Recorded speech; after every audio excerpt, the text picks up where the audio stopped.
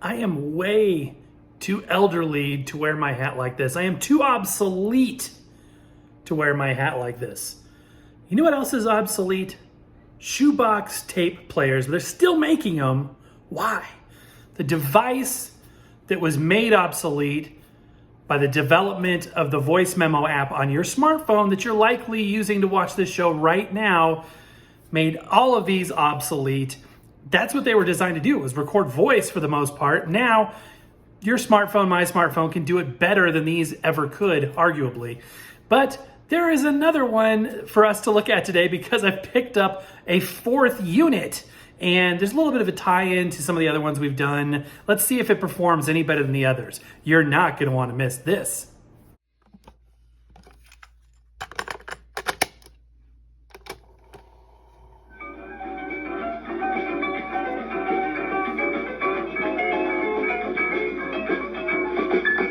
This is Record-ology. If you were a child of the 1980s, as was I, you will no doubt remember the Shoebox cassette player. We've got 3 different generations, and I have a fourth one that I'm going to unbox and we're going to test it out here in a minute. It ties into this, and I'll explain what I mean in a minute. 1968, Sears, predates the terminology cassette. It literally says tape cartridge recorder, and it's got this cool flip lid, and that was kind of typical to the era. It's a little bit bigger and chunkier. It's nice and heavy. Then you've got this guy too. This is very heavy as well. Why are these two heavy? A sneak peek, this one is not. This is lightweight. But this is a 1980s era Radio Shack TRS-80. This was designed to be a freestanding cassette recorder, but also a cassette tape drive for your Radio Shack TRS computer system. You could load computer programs from this tape deck into your computer. Then 2019, this Tyler Audio brand, this is the least performing one, and it's primarily because both of these are AC bias, meaning that the bias is laid down with AC when you record. That produces a cleaner, better recording. And this one is DC bias. It's common for modern, cheaper tape mechanisms to be DC bias. In fact, you can't find an AC bias tape recorder these days that I know of. I mean, even in like component decks that are made by Pile and other companies, I believe that they are also using DC bias. That's the biggest thing when it comes to making a crappy recording, is the bias. Both of these are AC. Ironically, DC bias predates AC, but by the 1950s and 60s, tape recording had matured to the point where they developed AC bias and they used it in everything. Only recently, like last 15, maybe 20 years, have we digressed back to DC bias because it's cheaper. Big surprise, it's cheaper. So because of that, the recording quality is going to suffer. The reason why these two are heavy is because they both have an AC power supply and battery. You can do battery or AC power supply. But because these have an AC power cord, it means that they need extra components on the inside, which are heavy. But if you go over to this guy, it just uses a DC power cord like everything else that's coming out these days, like a wall wart, and therefore it does not need to have that internal component that makes it so heavy. While we're here, check it out. This actually does have a remote jack. I'll show you what that is in a minute.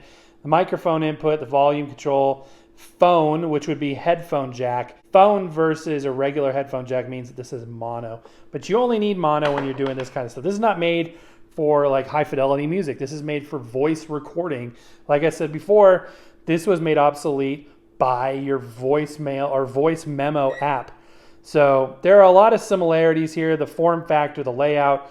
It's called a shoebox player recorder because it's shaped similar to a shoebox. Got a big mono speaker, usually a built-in microphone, or at least a jack where you can connect an external microphone. So, and this is probably my favorite just because the form factor is wacky. They got the handle out front, all that good stuff. If we look at the jacks on the side of this one, you will see, similar to the Tyler, we got the mic right next to the remote. I'll show you why in a minute. This has an aux input. Ear is another mono headphone jack terminology. 6-volt DC power supply. Yes, but didn't you say it was AC powered? Yes, I did, because this one also has the 120-volt AC power adapter. And if we look at this one is laid out a little differently. We've got the jacks on the front, nothing on the side, and then we do have the AC 117-volt jack on the back. This thing is an absolute beast. All of them also run on 6 C-cell batteries. 4 C-cell batteries? Maybe this one's 4 and those are 6. I'm not 100% sure. But we've done shows on these guys before. We've done record tests. We've done shows on AC bias versus DC bias. But what I want to do today is show you a new one I just got. Now let me preface this by saying a lot of people, when they saw the Tyler unit, were like, oh, that's rebranded as Jensen and On. You can get, and that's probably very accurate, because typically electronics these days aren't made by the company name on the front of the device itself. Usually they're rebranded, resold, et cetera, et cetera. So I was thinking about that. And I was like, On, yeah, I bet, it could possibly be an old On unit. So what did I do? I picked up an old On unit. On is the Walmart store brand for electronics. It's hit or miss. I have an On screen protector on my phone right this very minute. Works perfectly. Some stuff of theirs is fine. But how does their cassette recorder compare to the old timers on the top left or the modern Tyler in the top right? Let's go ahead and unbox this and find out. You will notice right off the bat that the grill for the speaker is different than the grill for the speaker on the Tyler. So I'm not thinking it's identical to this model, but I wouldn't be surprised if they're made by the same company. So first, let me say that my thrift store was running a deal today. So I saw that this unit was for sale for, I think, $3.99, so $4.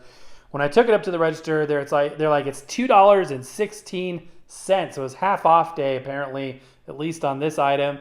So $2, and I have my very own On Shoebox recorder. They never say Shoebox. That's just sort of a colloquial term. It is a cassette recorder. And this one says it's got an external microphone. We'll look at that in a minute. Built-in speaker and a headphone jack. And there is a quick look at the unit. Just visually looking at the Tyler versus the picture, we can say pretty clearly, yeah, that's not the same model, which will make this more interesting, I hope. Typical On branding on the sides and on the back. It says built-in and external microphones included, automatic level control, so you can't set the recording level manually.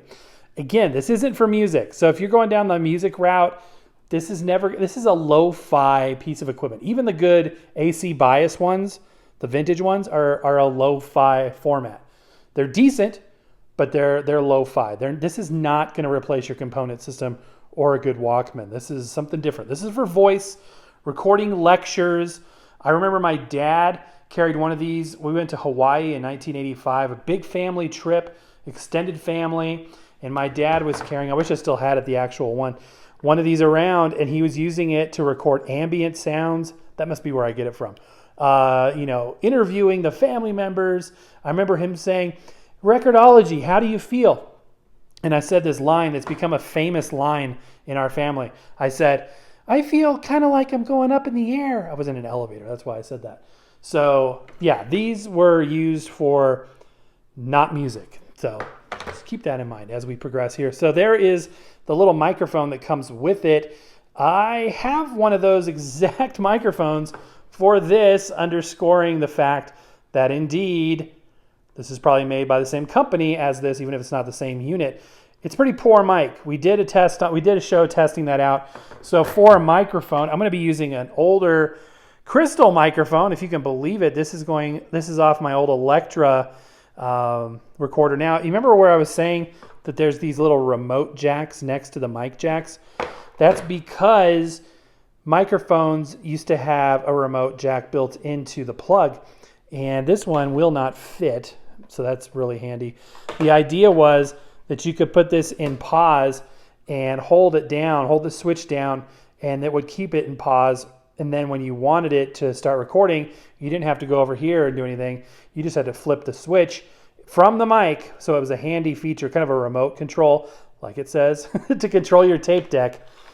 So that's kind of cool. All right, back to our review unit itself. This one says copyright 2018 Walmart. On is a trademark of Walmart.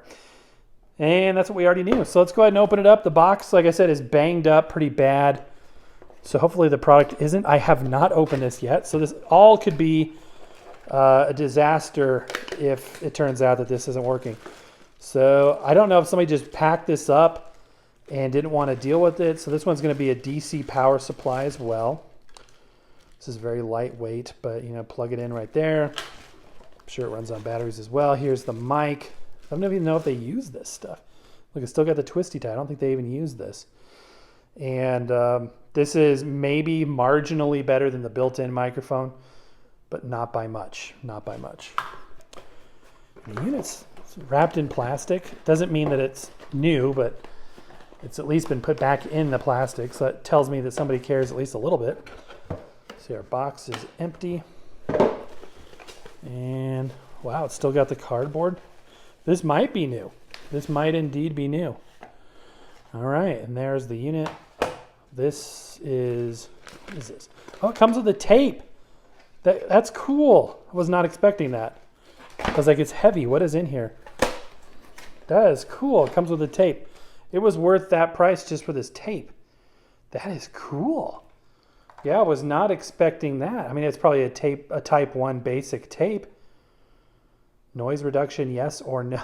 I guarantee you this does not have noise reduction, especially Dolby noise reduction. But an unused tape, it was worth it just for that. So that's cool. All right, let's look at the unit itself. I kind of like this grill. I kind of like that. That's kind of neat. I like the fact that they're not, you know, those metal grills on electronics, like black metal grills with the tiny holes. I'm glad they're not trying to make it look like that and then have it be plastic. Rather than that, they're going for a completely different design. Record battery indicator light, so that will tell you when you're recording, and then it'll also tell you your battery life as well. This has automatic stop. I don't think the Tyler had automatic stop. At least it doesn't say so right there. And what is that? That could be, oh, you know what that is? That's an adjustment for the motor speed probably. It could possibly be a tape head azimuth adjustment because the tape head will be right down there. This one, oh, that's the mic on this one. So this doesn't have that adjustment. And we know it's not the mic on this one because there's the mic. So that's probably either an azimuth adjustment or possibly a motor speed adjustment. And we got the typical piano keys here. Got a nice slow ascend on the door. I like that. So far I'm impressed, more than I expected. Buttons feel pretty good, pretty clicky, not too gummy. We've got the shoebox style pull-out handle. It is cheap, hollow plastic handle, but I know that, I mean, the old school ones had metal handles, but hollowed out plastic handles like that is par for the course. Okay, looking on the back here, this is the model OND 19 AAA09 RS. Walmart Stores Incorporated. We've got little rubberized feet, screws holding the case together. We've got some ventilation, and then on the back, or on the bottom part here, a battery compartment. So 4 C-size batteries, just like the Tyler unit. No jacks on the back, no jacks on this side. Look at this. There's a knockout on the molding for an AC power supply, which this one does not have. I don't think the Tyler has that knockout at all. Also, to give you an idea of the dimensions comparing the two here, the On is quite a bit smaller than the Tyler. And then we flip it over like this, we can see the controls by comparison in similar space or similar place. We got the volume, the mic, the remote switch, the power supply, etc., etc. Let's look a little closer down here. So yeah, remote, mic, earphone, auxiliary input, and a 5-volt power supply. That is about it. So yeah, it looks cool. Let's do this. Let's give this some basic functionality tests, and then I want to compare it side by side with one of the vintage units. Okay, so side by side here with the Radio Shack unit, I'm using the front-facing stereo mic so you guys can hear the sound from these speakers as clear as possible. Let's start with a basic play test. I'm using this Voltron Defender of the Universe Lotor's Secret Weapon tape. This will be cool.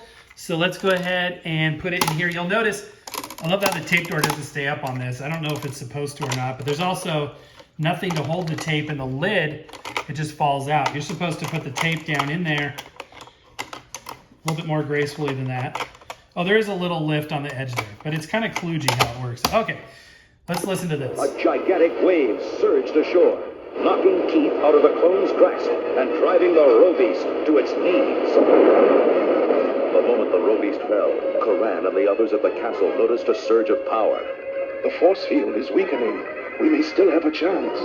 Lance peered at the monitor. It looks like Keith may need help. I'll take the other water sled. So you get the idea. It's a lo-fi experience, but it is what it is. Nice ascend on the tape mechanism door there. I like that. Tape goes into the lid. There's some resistance as you push it down. Let's see how this one sounds.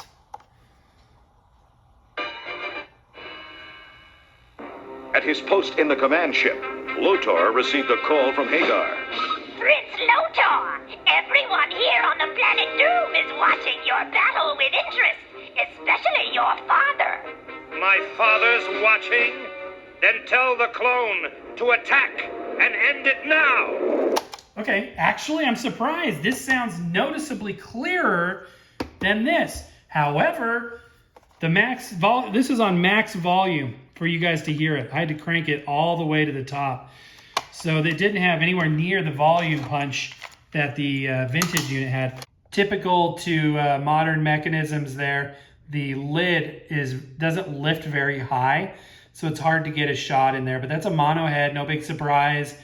The record head next to it, and then the blue thing is the permanent erase head, which angles away when you're not recording. Again, no big surprise. This is not a Tanishin. This is a similar type of Tanishin type of mechanism. They don't actually make Tanishins anymore, but it's that modern type seen on so many units. However, it's a pretty decent variant that I can tell because it does have metal parts. Some do not. You may take that for granted, but you'll see that big stamped metal piece there. That's a sign that it could be worse. Okay, I thought we'd go ahead and test with the cheapo mic that comes with it. So I'm gonna hold this up to my mouth close, and we are going to make a recording. This is a test recording on the Radio Shack TRS-80 vintage 1980s tape recorder with AC bias. Hopefully the sound quality is decent and you can hear my voice. This unit does not have a built-in mic, otherwise I'd compare the two of those as well. All right, rewinding that, and let's play back our recording.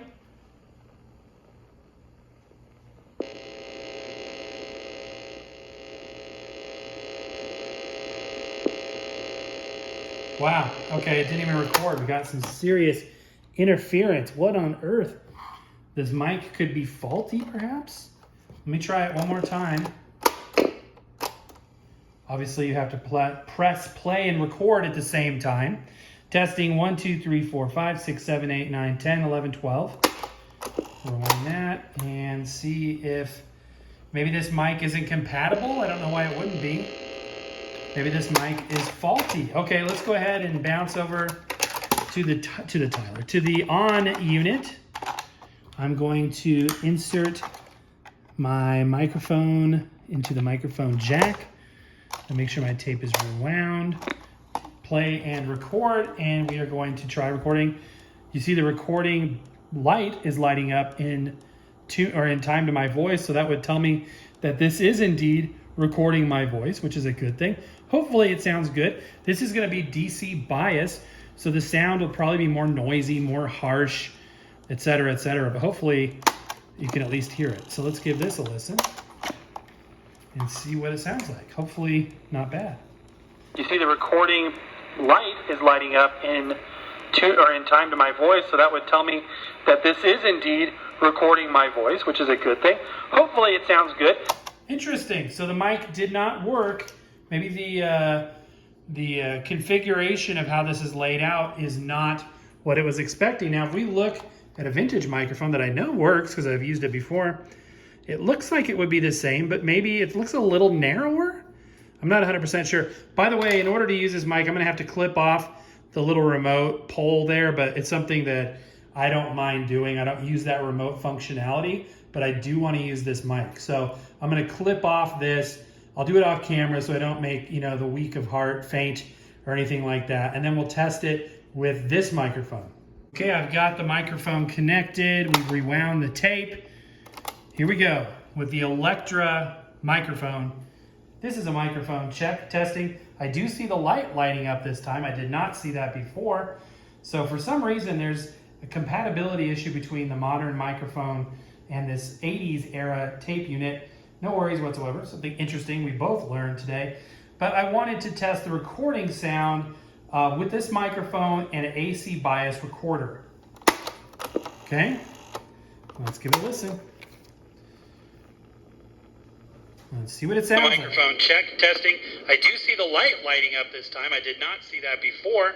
So for some reason, there's a compatibility issue between the modern microphone and this 80s era tape unit. No worries whatsoever. Something interesting we both learned today. But I wanted to test the recording sound with this microphone and an AC bias recorder.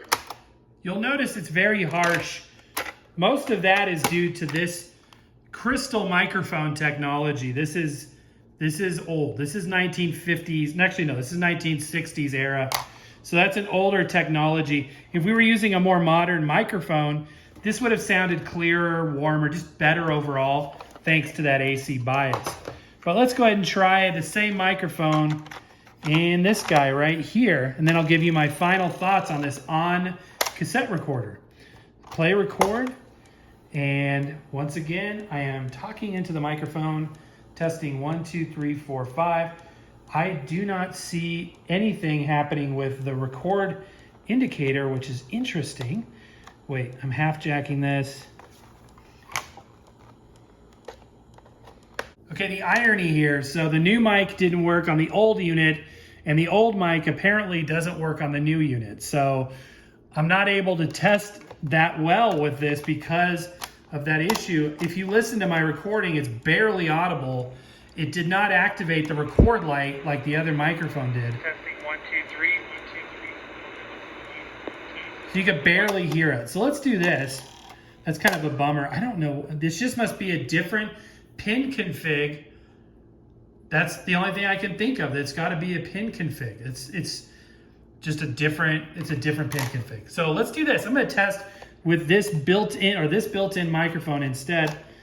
So play record, and here we go. Testing 1, 2, 3, 4, 5, 6, 7, 8, 9, 10. I do not see a recording indicator light even with this. So with nothing plugged into the mic jack, we should be hearing our recording with the built-in microphone in use.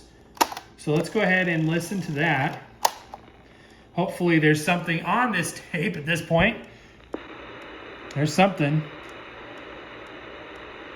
Interesting. It's not working. So the built-in microphone is not working. Why is that? That is very bizarre, but we recorded it with the other microphone. Maybe that's why they boxed it up. Maybe that's exactly why they boxed it up. And maybe there was supposed to be a record indicator. Let me grab that other microphone and plug it in. Testing 1, 2, 3. Yeah, there was a record indicator. I thought it was blue. Testing 1, 2, 3. This is recording just fine with the mic plugged in. But if I go and unplug this, testing 1, 2, 3, 4, it's not working. 1, 2, 3. Yeah, there was a record indicator. I thought it was blue. Interesting. So at the end of the day, we've got a problem here. And the problem is that this microphone doesn't work. With the absence of any film on this, there should have been a piece of film. I'm guessing that the previous owner popped a tape in, did not connect the microphone, assumed they could use the built-in microphone, which is faulty, and it didn't work. So that's my assessment. If you like, comment, subscribe, all that good stuff. I promise to never wear my hat like this again. Thank you so very, very much for joining us today on the show. Seriously though, give us a thumbs up and subscribe if you haven't done so already. and think about joining the Vinyl Nation for exclusive shows, etc., etc. We've got some fun stuff coming your way. Hope you guys have a wonderful and blessed weekend, and we'll see you real soon.